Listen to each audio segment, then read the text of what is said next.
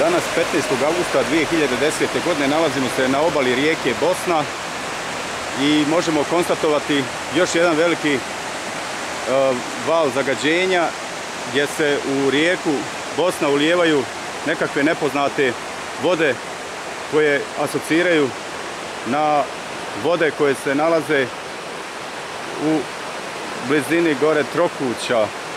Ovo nije poželjno obzirom da se ovakve vode koje se ulijevaju narušavaju biljni i životinjski svijet u rijeci Bosna.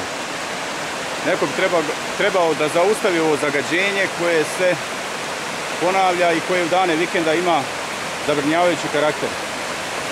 Smatram da ovo je jedan veliki test za odgovorne institucije, kako općinske, kantonalne, tako i federalne.